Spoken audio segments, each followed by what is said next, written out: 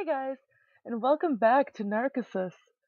So, let's just jump right back into this game, and hopefully, I don't cry for most of this episode. But we'll see. A few days later, New Year's celebrations were over, and the middle of high school students were beginning a new term. Or middle and high school students, sorry. And just as ever, she and I sat in this lounge, staring blankly at the TV. This is boring. So it is. So we said, but both of us kept our eyes on the screen. Hey, is this place always this way? I don't understand what you're getting at. I'm getting at how it's always deserted. Other than the nurses, doctors, and help staff, and other than her, I'd not seen a single person. Did everybody go home for the new year or something? Do you really want to know? Well, I didn't mean... Then I won't tell you. We, who disinterestedly tossed back and forth this exchange that could not even be called a conversation. And my volume is way too loud. I forgot to turn it down again. Sorry! Here we go. The slight breeze, coming from the window that would not open more than 15 centimeters. From time to time, her hair would sway, and as if in agreement, the flowers at the windowsill would too. This was how we killed time day after day, staring at that boring, good-for-nothing TV. Oh, here the two of you are. Oh, an elderly nurse. Whoops! That was the wrong voice for an elderly nurse. An elderly nurse said as she rushed towards us. From what I'd seen of the nurse's station, she was apparently the charge nurse of 7F. Well, Miss Setsumi, any fever? I'm fine, no fever. Setsumi. So that was her name. You really shouldn't be moving around like this. Do you understand? Everyone's worried about you. Well, whatever. Come now, what kind of answer is that? Oh, children these days. The nurse continued to scold and henpeck for some while longer, and the girl named Setsumi, just pretended not to notice it at all. She simply stared straight forward at that boring TV, paying that fussy nurse as little heed as she could. I'll be coming later to draw some blood, okay? With those words, the charge nurse went back to the nurse's station. Hey, well, mind if I call you Setsumi?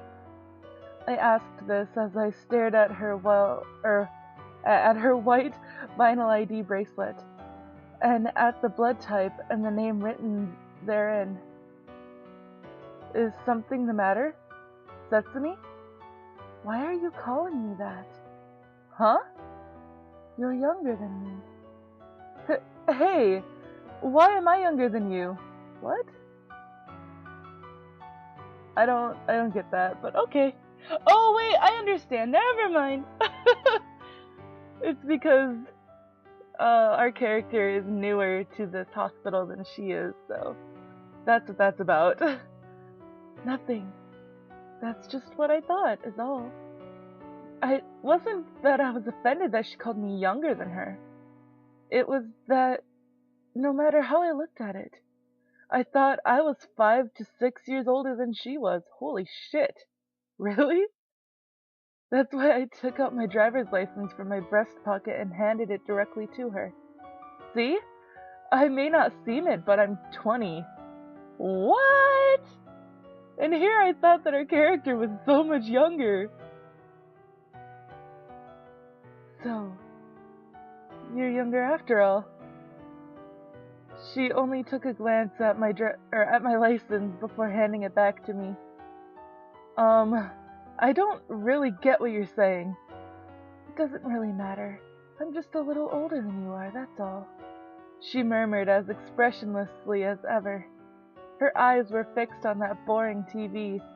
All right, but it also felt as if she was gazing at something far away. After they'd taken my AM vital signs, I snuck past the nurses and boarded the elevator.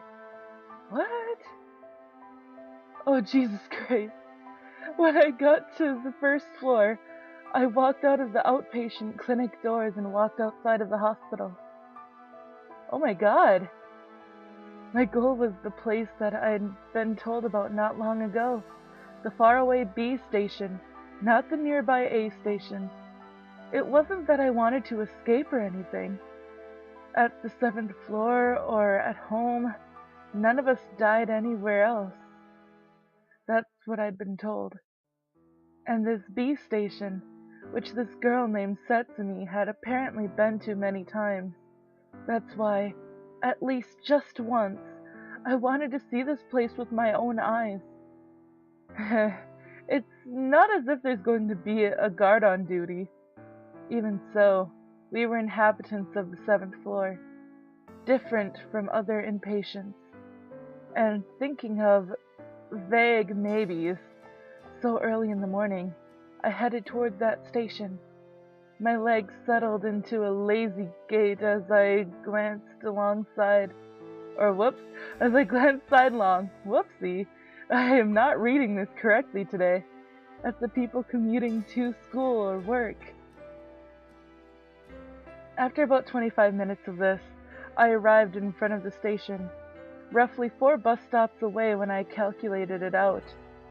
Wow, there are a lot of people here, was my first impression of the B station. I stood out a bit because I was in pajamas, but I felt that if I could just buy a subway ticket, I'd be able to go anywhere, no question about it. I still had no idea why I'd been told to go to the B station, not the A station. But it looked as if it would be easy to escape if I really wanted to. She must have come here many times herself. So why did she remain on the 7th floor right now? The station in the early morning. I stood there thinking these thoughts as I watched the people rapidly passing me by. That night, after lights out, bored of manga and unable to sleep, I wandered through the hospital alone. Certainly, it wasn't supposed to be allowed after lights out, but we of the 7th floor had a peculiar kind of liberty. So, in the presence of no light, in the pitch-black stillness of the lounge, that was where I found her. Hey, have you been looking outside today? Yeah. The darkened interior. She did answer me, but she continued to stare out the window as if she had not. I immediately launched into what had happened today. Oh, by the way, I went out to the station today. The B station, just as you taught me. I see. But her response did not change. I'd thought that she'd react with something, because she'd been there before too. But now that I thought about it, did the fact that she was here mean that she had no intention of escaping in the first place? Oh wait, this is her. I'm going to be going home soon. What? She opened her mouth abruptly, and spoke as if she'd seen right through me. But next time will be the 3rd time, so we may not see each other again. Yeah, I guess. Oh, wait. What? Oh, no, never mind. I had it right. I am just all over the place today. Probably what she was talking about was a temporary discharge from the hospital. She told me that nobody was discharged from the 7th floor more than 3 times. Unlike the elderly, given the progress of our diseases, this meant all the more to young people like us. Her, we may not see each other again, was filled with that kind of meaning. Oh, which one have you decided on? Decided on? Where you're going to die. When that word death came up so abruptly, I was at a loss for words. Oh, whoops, that was her asking. I don't know, haven't thought about it yet. I see. It's just your first time after all, she murmured, looking desolate. Certainly, it wasn't as if I was going to exist here forever. Just like everyone else, I would be admitted and discharged, slowly growing weak, and someday I would have to choose in the end, here on the 7th floor or at home surrounded by those fake smiles. I don't want to die at home, but I don't want to die here either. And then, what will you do? I guess the only thing is to go somewhere while I still have the strength to. Somewhere? You can't be. This girl who was staying here on the 7th floor when she could have escaped any time she wanted. When I thought of that, do you have any other place to go? Do you want to stop me? What? Or do you want to come with me? Well, no, that wasn't what I was thinking about. Then don't ask. She was staring out the window as she spoke, dispassionate, not looking at me once, the same as ever. But then, and just then, her usual expressionless face looked so very sad to me. I was a newcomer to the 7th floor, just recently taught that the 3rd discharge was the last, and she was a girl who was soon to be discharged for the 2nd time. I still did not feel anything real about what was happening to me, but would I, too, come to wear such a face someday?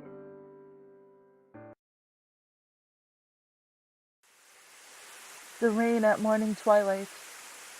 Sometimes sleet, sometimes snow, always coming down. And I was sitting there watching TV in my usual place. 7th floor felt as devoid of people as it always had.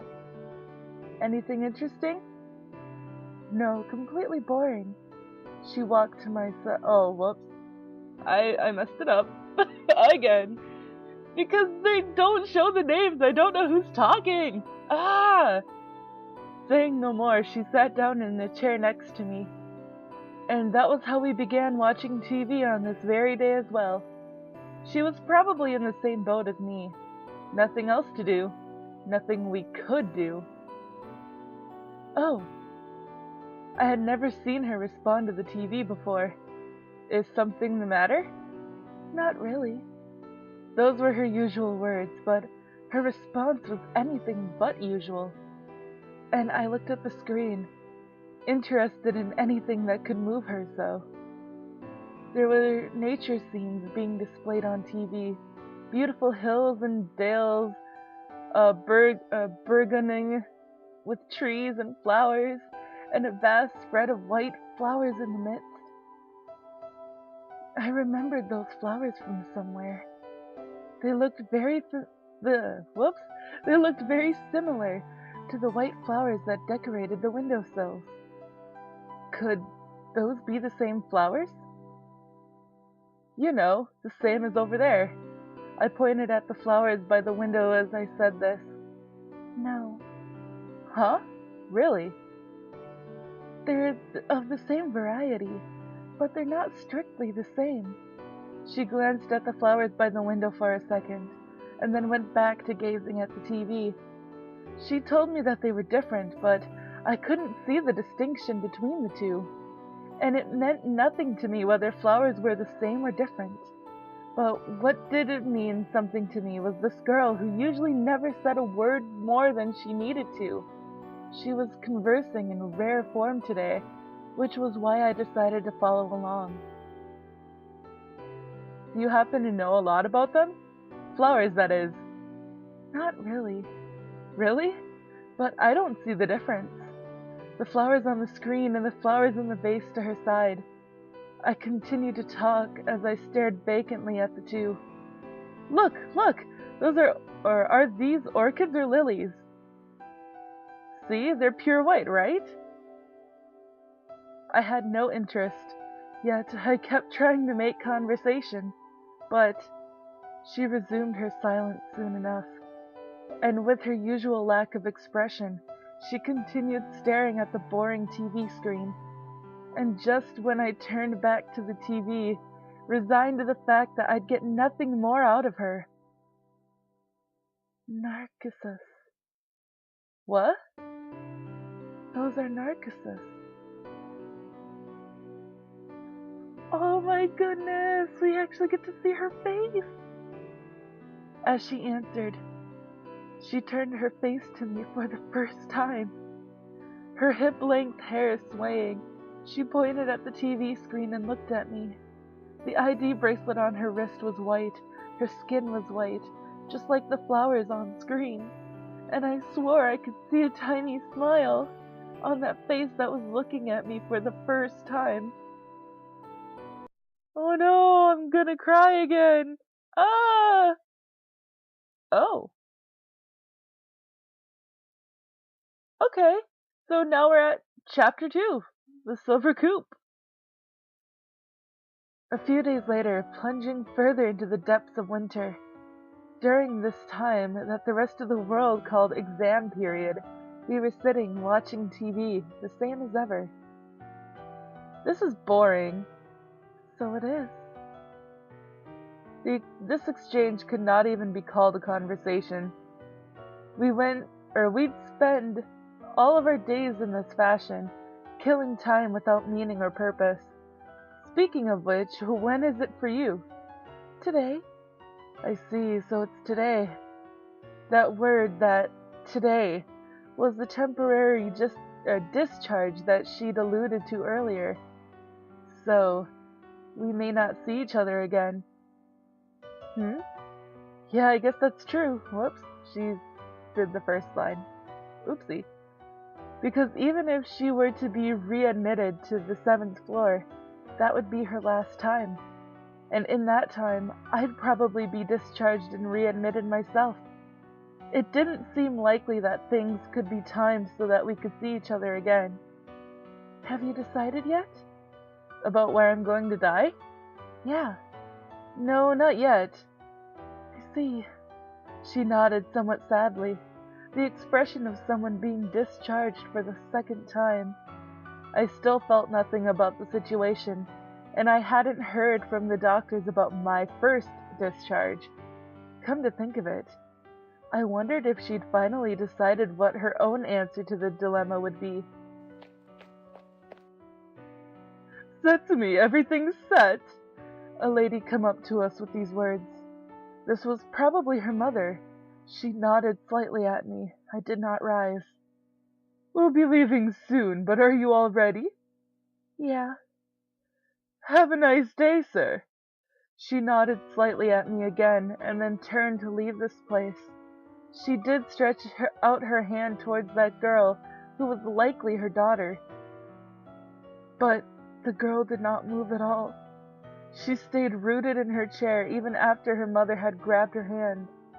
What's wrong, Setsumi? It hurts. A little.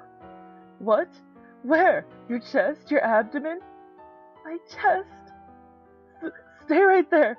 I'll call the doctors right away. She took off, in visitor-use slippers, in a sprint towards the nurse's station. There were but 2 things left in this place. Her and me, both in chairs. I did not know a thing about her disease or its status. The only things I knew were courtesy of her white ID bracelet. Her name was Setsumi, and her blood type was O. But we were inhabitants of the 7th floor, and she was older than me, if just by a little. Hey, do you want to lie down over here until the doctors come? I pointed at the corner of the lounge at the couch, at something that I had never used or seen used. It'll support your back after all. Doesn't matter, I'm fine now. Saying those words and nothing more, she stood up quickly. Hey, wait! Don't do anything foolish. But she was already halfway down the corridor before I could finish the sentence.